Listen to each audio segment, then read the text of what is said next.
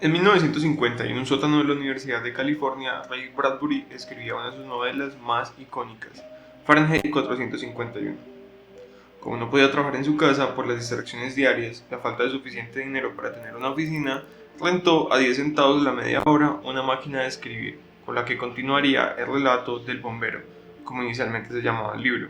Este bombero era Guy Montag, que vivía en un mundo distópico bajo un rumor de guerra, donde las casas eran incombustibles y los bomberos, como él, eran ahora censores, quemadores de libros.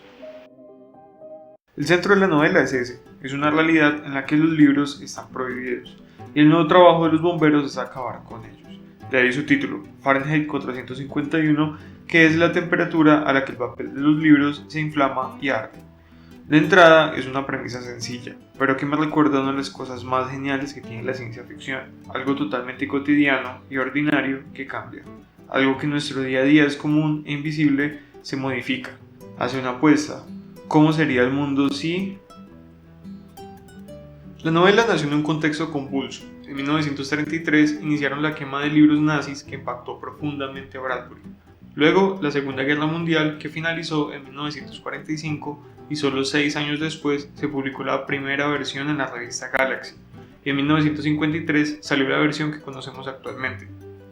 Además, como es bien sabido, el clima de posguerra fue de tensiones. Una de ellas fue la persecución en Estados Unidos a presuntos militantes comunistas por parte del senador Joseph McCarthy entre 1950 y 1956. La cruzada anticomunista, que se denominó macartismo con el pretexto de cuidar los valores estadounidenses, generó una serie de acusaciones infundadas, redadas, persecuciones a sospechosos que difícilmente llegaron a ser comprobadas, pero cuya cacería ideológica destruyó numerosos trabajos y reputaciones, especialmente inocentes. Eran tiempos marcados por el miedo y la sospecha. Elementos como estos terminaron por dar forma a esta corta novela y a su protagonista, Guy Montag, un bombero cuya vida ha comenzado a carecer de sentido, al igual que su relación con Mildred, su esposa. Esa rareza de su existencia se termina por desatar con Clarice, su vecina de 17 años, que pese a su edad lo llena de preguntas muy agudas cada vez que se encuentran, haciendo que lo que considere como establecido sea ahora una sensación de duda para Montag, empezando por su trabajo. El hecho de que no se pueda acceder a los libros quizá parezca aún más raro en este momento, en el que es más sencillo que en cualquier otro de la historia. Hace mucho que ya no se lidia con lo delicado de los papiros egipcios, de lo escaso de los pergaminos, ni en función de las antiguas máquinas de impresiones. Incluso se puede acceder en distintos formatos, no solo en papel, sino electrónicos o ni siquiera escritos, sino audiolibros. Por eso de entrada parece raro que haya un mundo en el que no estén permitidos, pero no siempre fue así. La quema de libros que hizo el nazismo es un claro ejemplo, pero uno de los casos más cercanos es el brutal libro de memorias de Nadia Mandelstam, Contra toda esperanza, en el que relata cómo fue su vida desde el arresto de su esposo, Joseph Mandelstam, en 1934 por escribir un breve poema satírico sobre Stalin. La prisión, las torturas y el destierro terminaron por acabar con la vida de Joseph, mientras que para Nadiezhda siguió una vida de fantasma en pequeños trabajos mientras recitaba en su memoria los poemas de su esposo, que a sabiendas del tipo de censura no podían quedar plasmados en el papel. Exactamente la misma práctica de la resistencia de los rebeldes en el mundo de Fahrenheit. Fahrenheit no es la única que modifica algo cotidiano y poco visible, y tampoco es algo que le pertenezca solo a las distopías.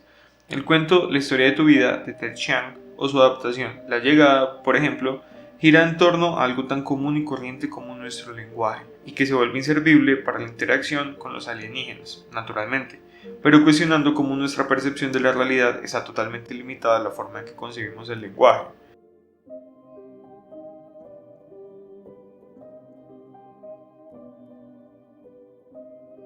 En Mad Max se muestra un mundo que no se ve tan lejano, donde el agua es tan escasa que adquiere un estatus de tesoro y que cambia totalmente las relaciones de poder en una sociedad.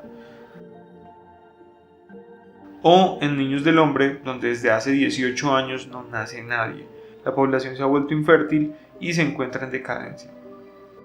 Ese giro en la realidad, que puede ser muy sencillo, hace que el espectador o el lector mire con nuevos ojos esa posible ausencia, y de paso su entorno, que a través del extrañamiento le genere una nueva perspectiva.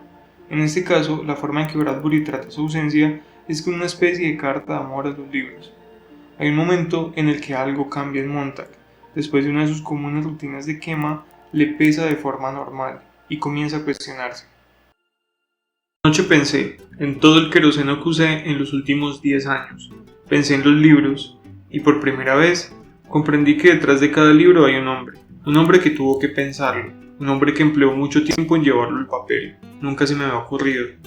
Y a algún hombre le costó quizá una vida entera expresar sus pensamientos. Y de pronto llego yo y ¡boom! En 2 minutos todo ha terminado. Por supuesto, Bradbury hablaba a través de Montag. Sabía muy bien lo difícil que es para el escritor enfrentarse a su propio oficio, y precisamente para mostrar su valor lo vuelve ausente. Ahora, pese a que digo que es una carta de amor a los libros, está muy lejos de ser algo idealizado, como se ve cuando Montag comienza a sentir un mayor interés por esos objetos y se lo comenta a su nuevo cómplice, Faber, un ex profesor de literatura que le responde: no son libros lo que usted necesita, sino algunas de las cosas que hubo en los libros. Lo mismo podría verse hoy en las salas. Radios y televisores podrían proyectar los mismos infinitos detalles y el mismo conocimiento, pero no son libros lo que usted busca. Puede encontrarlo en muchas otras cosas. Viejos discos de fonógrafo, viejas películas y viejos amigos. Búsquenlo en la naturaleza y en su propio interior. Los libros eran solo un receptáculo donde guardábamos algo que temíamos olvidar. No hay nada de mágico en ellos, de ningún modo. La magia reside solamente en aquello que los libros dicen, y en cómo cosen los harapos del universo para darnos una nueva vestidura. Y eso es lo que salva a la novela de caer en una romantización extraña que acompaña a los libros como objeto, y que hace que la adaptación de 2018 pierda sentido. Pero como dice Faber, es en realidad lo que contiene, algo que no se quería olvidar. A veces eso que se quería recordar puede no ser tan inocente, o para muchos, sí, puede ser totalmente olvidable, pero eso es determinado totalmente por el individuo, que es precisamente el centro de la novela, el rescate de la individualidad. La sociedad de Fahrenheit se caracteriza por ser feliz entre comillas, una felicidad que viene de lo masivo, en el que los libros no tienen cabida para evitar el flujo de ideas que puedan desembocar en controversias. La prohibición de los libros es un revés de la cotidianidad del lector, pero en el universo de la novela y para la mayoría de los personajes es su cotidianidad, lo que genera en el lector la pregunta de si asume algo como verdadero y correcto, pero que desde otra perspectiva puede notarse más su participación en el error. La ciencia ficción es demasiado amplia y atractiva. Tanto en la literatura como en el cine se planta como un género en alza, que trasciende el espectáculo muchas veces para modificar la visión del espectador sobre su cotidianidad, para brindarle una nueva perspectiva. Al igual que como vimos en La Llorona de Bustamante, es genial cuando ciertas historias se basan en el género para reflexionar sobre un aspecto de la realidad, y no solo con fines comerciales, aunque sin sacrificarlos. Y es valioso el caso de Fahrenheit por la economía de recursos con que lo logra. Si te ha gustado este episodio, dale una manito para arriba, suscríbete si no lo has hecho aún y activa la campanita para que no te pierdas ningún video.